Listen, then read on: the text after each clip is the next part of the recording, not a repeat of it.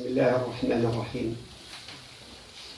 الحمد لله رب العالمين، والصلاة والسلام على أشرف الخلق وإمام المرسلين.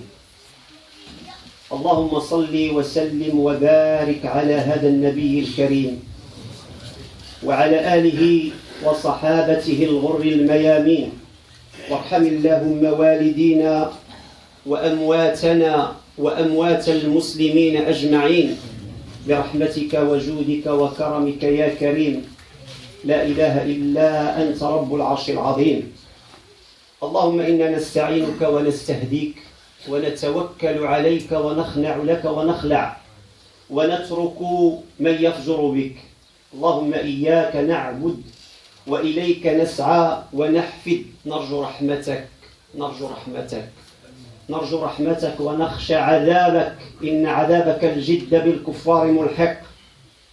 أما بعد أيها الإخوة الكرام، هذا يوم التكبير، فالله أكبر الله أكبر الله أكبر الله أكبر، لا إله إلا الله، الله أكبر ولله الحمد.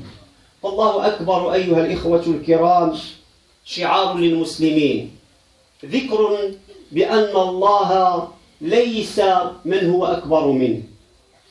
كانت مصائب، كانت فرح، كان خير، كان كيفما كانت، فالله أكبر من ذلك. فعندما تتذكر أن الله سبحانه وتعالى أكبر تهون عليك المصائب وتعطيك القوة. هذه الكلمة التي هي شعار المسلمين في صلواتهم، تصلي تقول الله أكبر، يتذكر دائما وأبدا بأن الله سبحانه وتعالى هو الأكبر في كل شيء. فالله أكبر الله أكبر الله أكبر. هذه الكلمة أيها الإخوة الكرام التي يرددها المسلمون في كل وقت تملأ قلوب المؤمنين طمأنينة عندما تعلم بأن الله هو الأكبر، أكبر في كل شيء. فممن تخاف؟ فلا تخاف إلا الله سبحانه وتعالى. ويرددها هذا المؤمن، هذا المسلم في كل صلواته، في وقوفه، في ركوعه، في سجوده. ماذا يقول؟ الله أكبر، وهي راحة وتوكلا على الله سبحانه وتعالى، وهي تملأ قلوب أعداء الله والشياطين فزعا وخوفا من هذه الكلمة، يريدون أن يسمعون الله أكبر. فعندما تقول الله أكبر في الأذان الشياطين تتهرب. كيش تذكر في كل أوقاتك قل الله أكبر، تحس بشي نزعان الشيطان الله أكبر، الشيطان سيهرب عند الأذان، فالشيطان يخاف ويفزع.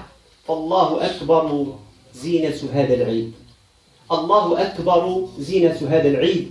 فالله أكبر الله أكبر الله أكبر. أيها الإخوة الكرام، كما تعلمون أن للمسلمين عيدان يأتي بعد عبادة كبرى وفريضة من الفرائض العظمى. عيد الأضحى يأتي بعد الحج، وعيد الفطر يأتي بعد الصيام، ولتكملوا العدة ولتكبروا الله على ما هداكم ولعلكم تشكرون.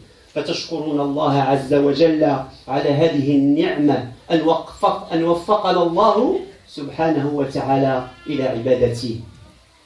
فالصوم صحة كما تعلمون، ولكن المسلمون يمتثلون لأمر الله قبل كل شيء، لا ينظرون إلى مصلحتهم في صحتهم فقط، ولكن ينظرون لعبادتهم لله سبحانه وتعالى.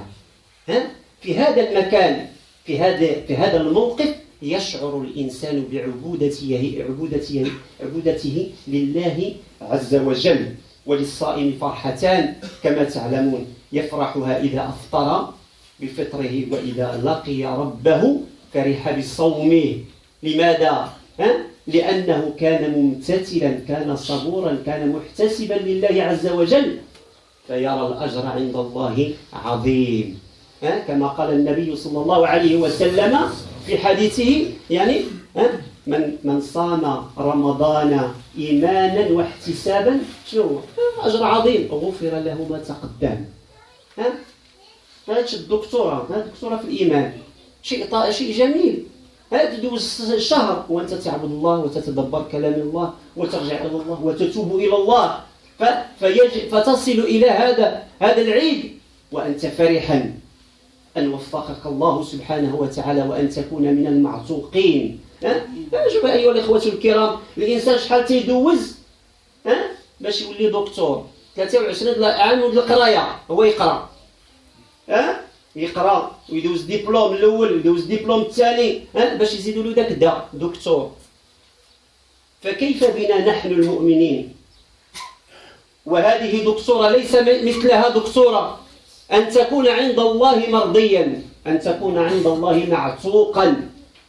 هذا هي الحقيقة، حقيقة هذه الدنيا، هذا هو لو فري ديبلوم، وأن تفوز برضا الله سبحانه وتعالى.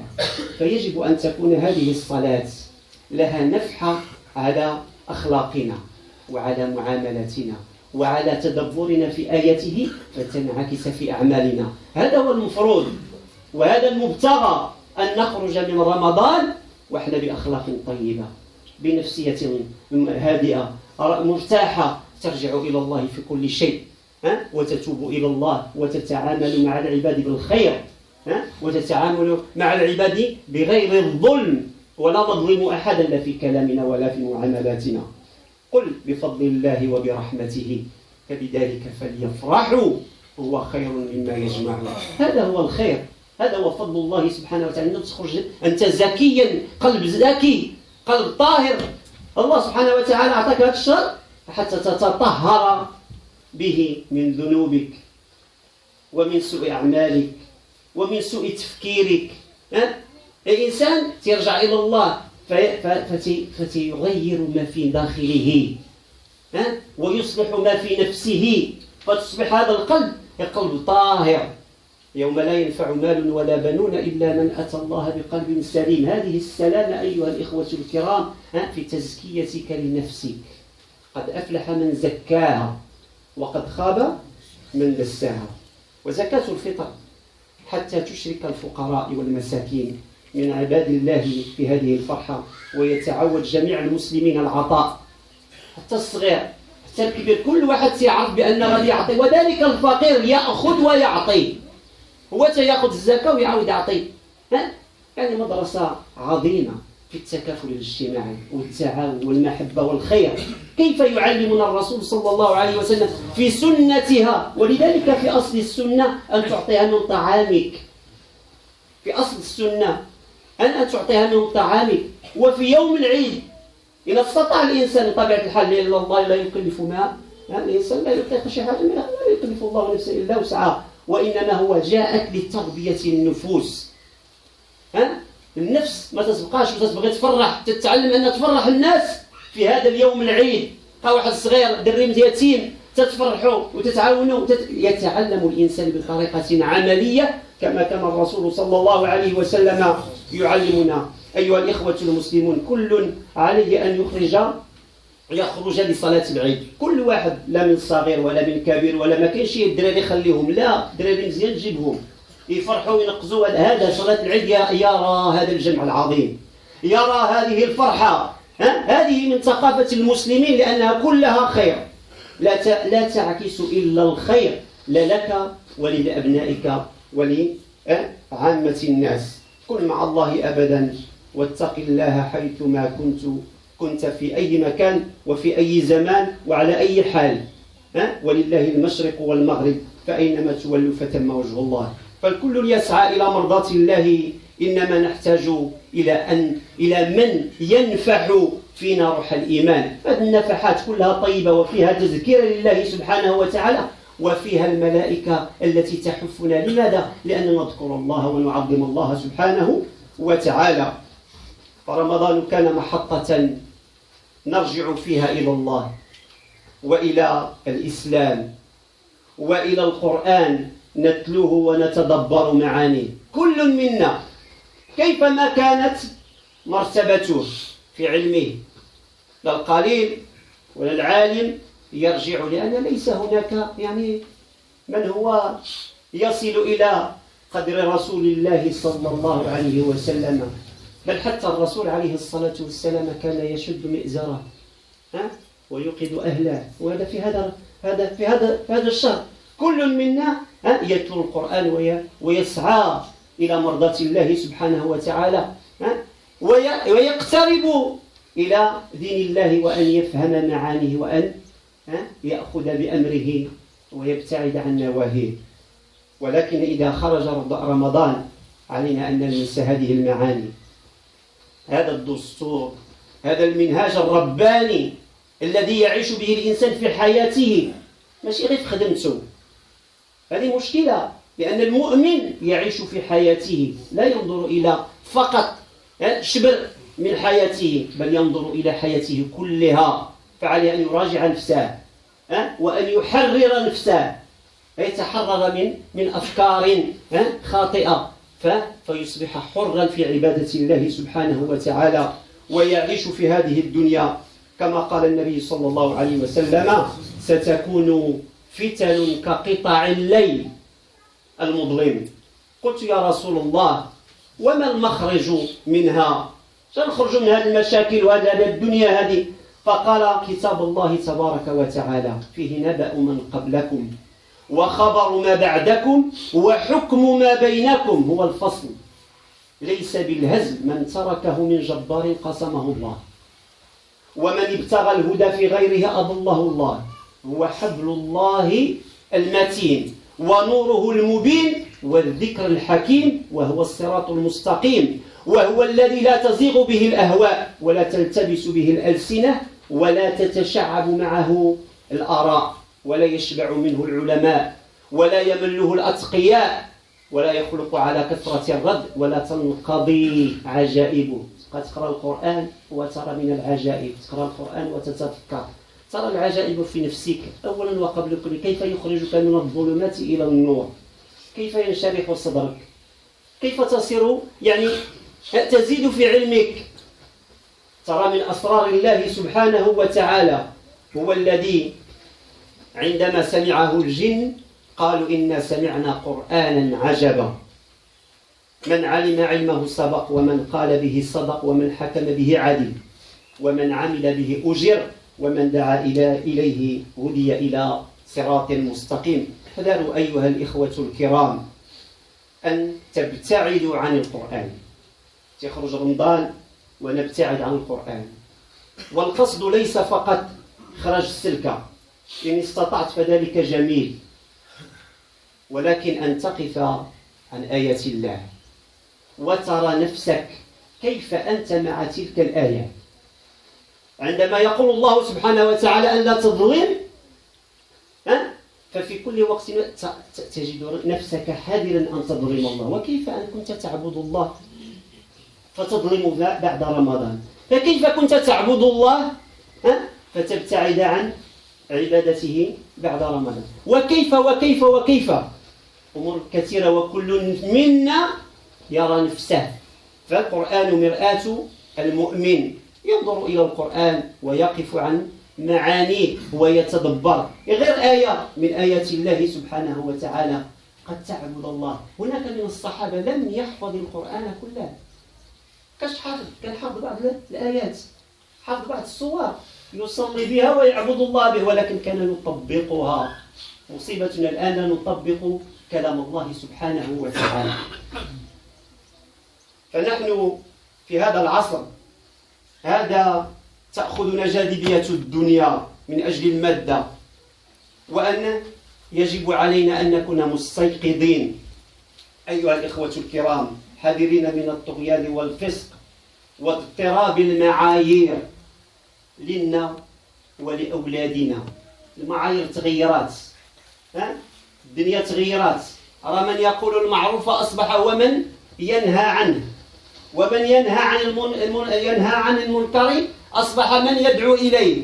فالمعايير تغيرات، يجب أن يكون الإنسان مستيقظا ويربي أبناءه على حب الله عز وجل وحب الحق والمخرج واحد أيها الإخوة الكرام، كما قلنا سالفا، هو التمسك بالقرآن. وقد ذكرنا رمضان بالقرآن، يقول تعالى: وهذا كتاب أنزلناه مبارك فاتبعوه واتقوا لعلكم ترحمون. هناك أيها الإخوة الكرام مسألتين مهمتين أريد أن أذكر بهما لما بعد رمضان فقط، جوج حاجات. هو أولا الاستمرارية في طاعة الله والثبات على ذلك، هذه مسألة مهمة وليس فيها شدة، فالله سبحانه وتعالى طلب منا ما هو عسر. مسألة ماشي تدوز الليل انت فايق وانت غدا عندك الخدمة، ليس هذا هو المطلوب، بل يجب أن تعبد الله وتبقى في هذه العبادة. شحال الناس كانوا تيصليو ويجي العيد، يعني هو كأنه نقطة النهاية، تيجي يصلي يوم العيد باش من بعد الحبس. فلهذا أيها الإخوة الكرام علينا من الاستمرارية، وعلينا أن نبقى ونثبت على ذلك.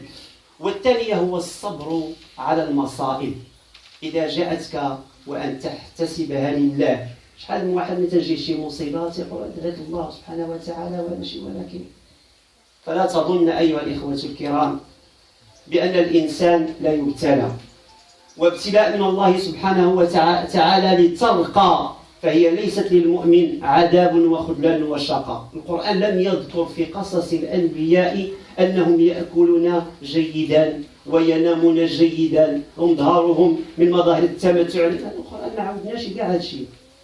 فعندما ترى ماذا قص علينا ابتلاءاتهم، وذلك لرقيهم عند ربهم. فالمؤمن لا يعبد الله على حرف، أو إذا كان في شدة يعبده ويطلبه سبحانه وتعالى، وإذا كشف عنه ذلك نسي الله. فالمؤمن يعبد الله ويلتجئ إليه في السراء والضراء. فالحياة هكذا، ساعات فرح ويسر وساعات ألم وعسر. هو الذي يسيركم في البر والبحر، حتى إذا كنتم في الفلك وجرين بهم بريح طيبة وفرحوا بها جاءتها ريح عاصف وجاءهم الموج من كل مكان وظنوا أنه أحيط بهم. ماذا؟ دعوا الله مخلصين له الدين، لئن أنجيتنا من هذه لنكونن من الشاكرين. اللهم اجعلنا من الشاكرين يا رب العالمين، وتقبل منا صلاتنا وقيامنا إنك أنت السميع العليم، برحمتك وجودك وكرمك يا كريم. لا إله إلا أنت رب العرش العظيم.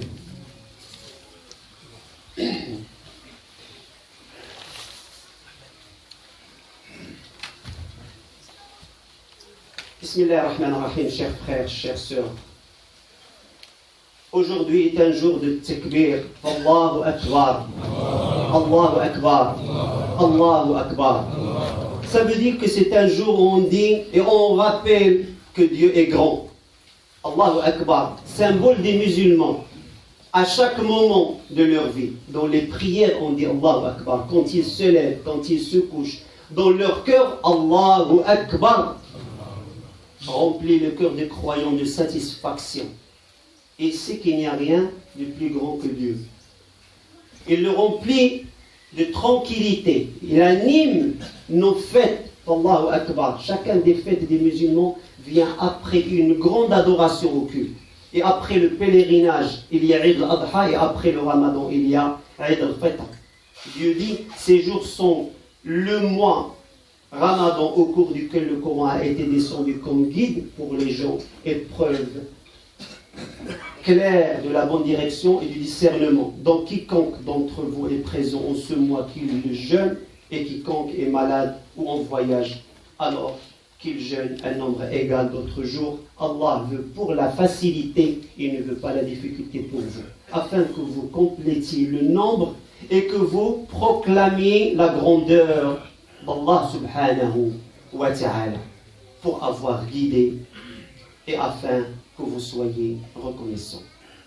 Et le jeûneur a deux joies, comme il dit le prophète sallallahu alayhi wa sallam, il a deux joies et deux fêtes au cœur quand il rompt son jeûne et quand il rencontre son Seigneur.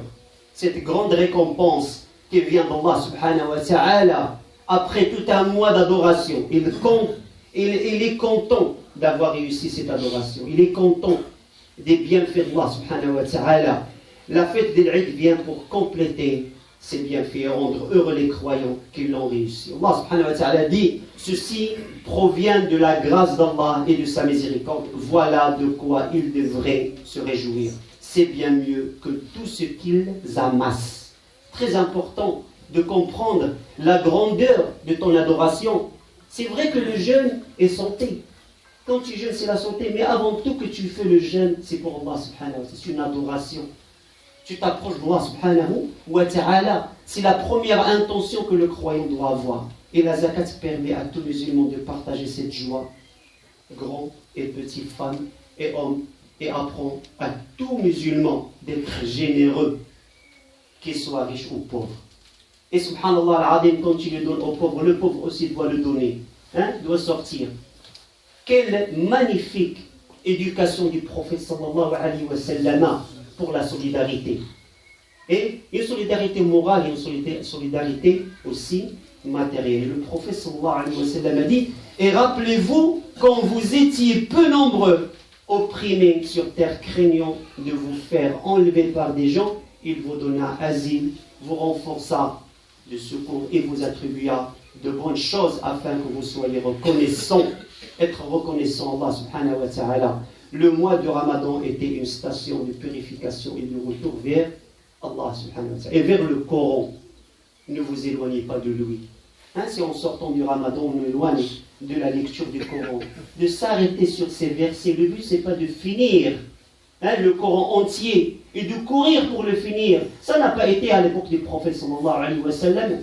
Et ça n'a pas été dit par le prophète sallallahu alayhi wa sallam. Ce qui était dit dans le Coran, tu t'arrêtes devant un verset, tu médites, tu essaies de comprendre le sens et tu essaies justement de le faire, de passer à l'acte, de passer à la pratique, de ne pas être injuste envers les gens, que ce soit par la parole, que ce soit par le geste. Et c'est très important qu'on pose, on remet justement, on se remet en question et justement on essaye de mettre les paroles d'Allah subhanahu wa ta'ala en pratique. Ne vous éloignez pas du Coran en étant attiré par la vie d'ici-bas et l'argent. Nous sommes dans une époque où il faut être éveillé et prudent et attentif des dérapages et des dérives du droit chemin pour nous et aussi pour nos enfants. L'issue de tout ça est unique, le retour vers le Coran. Le Ramadan nous l'a rappelé. Le réciter, le Coran, l'appliquer, le méditer et qu'on fasse de lui notre comportement comme il était le comportement du prophète sallallahu alayhi wa sallam. Dieu dit, voici un livre béni que nous avons fait descendre vers toi afin qu'il médite sur ces versets. Très important de trouver un petit moment, si ce n'est que 5 minutes, 3 minutes, de s'arrêter dans ta journée. Ne passe pas comme ça, gâché. Il faut passer quand même un petit moment dans ta journée. Il faut qu'il y ait un petit moment, même si tu as beaucoup de travail, tu trouveras forcément un petit moment où tu t'assois. Tu t'assois dans ton travail ou tu t'assois par exemple pour se reposer ou pour manger. Tu te rappelles, ce rappel est très important et très bénéfique. Que ce soit sur ta santé, sur ton moral, il est très important ce retour vers Allah subhanahu wa ta'ala. Voici un livre béni que nous avons fait descendre vers toi afin qu'il médite sur ces versets et que les doués d'intelligence réfléchissent. On vit sur cette terre, pas seulement pour un diplôme, pas seulement pour un travail, pas seulement. Il faut se déchaîner de ces contraintes et se sentir libre. Bien sûr, il faut prendre les moyens, personne ne l'a dit. Il faut beaucoup prendre les moyens, c'est très important. Prendre les moyens dans l'action, mais savoir à l'intérieur dans ton cœur, c'est Dieu qui va te donner et il va te le retirer. C'est très important, dans ton cœur doit être apaisé. Tout ce qui vient de Allah subhanahu wa ta'ala, on l'accepte. Dans la sunna, et de venir à la prière par un chemin et de retourner, si c'est possible bien sûr d'un autre, et à rappeler que il n'y a pas de visite de mort ou de cimetière le jour de l'Aïd. Il y a des gens, par exemple, parce que c'est le jour de l'Aïd, on se rappelle de la famille, on se rappelle de nos parents, on se rappelle de nos enfants, on se rappelle, voilà, et on va visiter les cimetières. Non, il n'y a pas. Ça ne fait pas partie de la sunna du prophète. C'est un jour de joie, c'est un jour de Eid. Par contre, rien n'empêche de dire la الله يرحم اللي مات الله يرحمهم جميع المسلمين الرحمة في النار هذا. ولكن باش تمشي زيارة المقابر ليست من سنة الرسول صلى الله عليه وسلم أن نزور المقابر في هذا اليوم. هذا يوم العيد. Chaque chose à sa place, chaque chose à son moment. Et même les enfants, ils ont besoin de voir la joie, de le rappeler au cimetière. C'est très important, le prophète nous apprenne, nous éduque, fait comprendre le sens sur tous les plans, social, psychologique, etc. Il faut qu'on se rende compte d'un certain nombre de choses. Et c'est pour cela que j'ai demandé qu'il faut méditer, il faut revenir, il faut arrêter sur un hadith professeur, essayer de comprendre l'essence, c'est très important. اللهم أصلح أولادنا وأولاد المسلمين أجمعين برحمتك وجودك وكرمك يا كريم. Je veux juste m'arrêter sur deux choses et je finis avec. J'aimerais vous les rappeler. La première est celle de continuer et persévérer dans l'adoration d'Allah subhanahu wa ta'ala et ne pas l'oublier comme ils font quelques-uns. C'est un jour de point final. On fait l'Eid, on vient pour fêter l'Eid et après, parfois des jeunes, ils font la prière, masha'Allah, pendant le mois du Ramadan. Ils font un effort, c'est très bien, masha'Allah. Mais rien n'empêche de continuer dans cette voie. Même légèrement. Rester sur le fara'id des obligations. C'est très important. Tu combats ton nefs, ton ego. Et de dépasser ce monde matériel, de se sentir dans un diplôme de vie, pas un diplôme restreint à cette vie d'ici-bas. C'est très important de réussir à l'au-delà. C'est très important. C'est plus important de réussir ici sur un diplôme, etc. C'est très important. Rien n'empêche de travailler durement pour y arriver ici, pour faire le bien. Faites attention, parce que quand tu réussis quelque chose sur terre, ça rentrera dans le kasb. Et qu'est-ce que tu serais justement jugé là-dessus? Si tu as plus d'argent, mais qu'est-ce que tu as fait avec cet argent? Le problème, c'est pas juste d'avoir des bienfaits sur cette terre, parce que tu serais questionné là-dessus. Tu serais questionné. Tu serais responsable de cela. Ça ne suffit pas de courir toute la vie derrière l'argent. C'est bien si tu vas vraiment faire de l'aide. Parce qu'aujourd'hui, alhamdoulilah, beaucoup de gens sont satisfaits pratiquement. Ils ne meurent pas de faim. Personne ne meurt de faim. On est dans une richesse internationale, mondiale. On n'a jamais vécu cela auparavant. Subhanallah al-Adim. Mais les gens se plaignent. Les gens se plaignent. Ils ne sont pas satisfaits de Allah subhanahu wa ta'ala. Qu'Allah subhanahu wa ta'ala leur a donné. Donc, et ça, c'est la foi qui va leur remplir le cœur de tranquillité, de sérénité et de comprendre, voilà, ce que Allah subhanahu wa ta'ala t'a donné, c'est déjà un grand. Et la deuxième est de se patienter et de s'endurer face aux épreuves de la vie. Et dit, Dieu me suffit. Car pour le croyant, ce n'est qu'un examen de foi pour t'élever dans les rangs, et non une souffrance, et non un échec. Quand tu as un problème de la vie, quand il faut se patienter, c'est très important face à ces problèmes, face à ces épreuves, il faut savoir se patienter et ne pas se dire, ah tiens, mais j'ai demandé à Allah subhanahu wa ta'ala, mais il n'est pas exaucé. Mais non. Ça, c'est qu'il faut vraiment méditer et comprendre. Allah subhanahu wa ta'ala qui te met à l'épreuve, justement, pour t'élever. C'est un passage d'examen. Quelqu'un qui arrive à avoir un doctorat pour avoir le DR, il passe 23 ans à travailler. 23 ans d'études pour qu'il puisse réussir son diplôme. Et tu veux avoir, comment veux-tu avoir le paradis à l'au-delà sans rien faire? Allah subhanahu wa ta'ala te met à l'épreuve pour que tu passes l'examen de cette vie. Et le Coran nous a raconté dans les histoires du prophète que les épreuves qu'ils ont subies pour être élevés dans leur rang. Et le vrai croyant adore Allah subhanahu wa ta'ala dans toutes les circonstances de la vie. Justement, il en a besoin de plus quand il s'agit des difficultés. C'est lui qui vous fait aller sur terre et sur mer quand vous êtes en bateau. Ces bateaux les emportèrent grâce à un bon vent et s'en réjouir jusqu'au moment où, assis par un vent impétueux, assis de tous côtés par les vagues, se jugeant enveloppés par la mort, ils prièrent Allah subhanahu wa ta'ala, lui vouant le culte en disant, certes, tu nous sauves de ceci, nous serons parmi les reconnaissants. اللهم اهدنا فيمن هديت وعافنا فيمن عافيت وبارك لنا فيما اعطيت وقنا واصرف عنا برحمتك شر ما قضيت انك تقضي ولا يقضى عليك انه لا يعز من عاديت ولا يذل من واليت تبارك ربنا وتعالى. اللهم اصلحنا واصلح ازواجنا واصلح ذرياتنا وقنا شر الفتن ما ظهر منها وما بطن برحمتك وجودك وكرمك يا كريم. اللهم يا رب فرح قلوبنا، اللهم فرح قلوب ازواجنا، اللهم فرح قلوب أولادنا، اللهم يا ربنا ردنا وإياهم إلى دينك ردا جميلا برحمتك وجودك وكرمك يا كريم. اللهم فرج هم المسلمين، اللهم فرج هم المسلمين، اللهم فرج هم المسلمين في كل مكان في مشارق الأرض ومغاربها. اللهم اجمع كلمة على الحق والدين برحمتك وجودك وكرمك يا كريم. اللهم آت نفوسنا تقواها وزكها أنت خير من زكاها أنت وليها ومولاها. أيها الإخوة الكرام، كل عام وأنتم بخير وعيد مبارك سعيد. نسأل الله سبحانه وتعالى أن يعتقنا جميعا من النار وأن يجعلنا في جنات النعيم برحمته وجوده وكرمه يا كريم. كل عام وأنتم بخير وعيد مبارك سعيد. وتصالحوا وتزاوروا فهذا من سنة الرسول صلى الله عليه وسلم وفرحوا أطفالكم وجزاكم الله كل خير. السلام عليكم ورحمة الله تعالى وبركاته.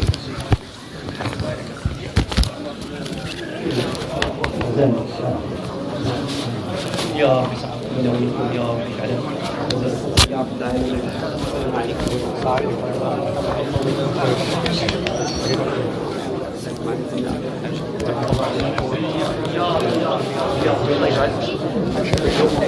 وبركاته.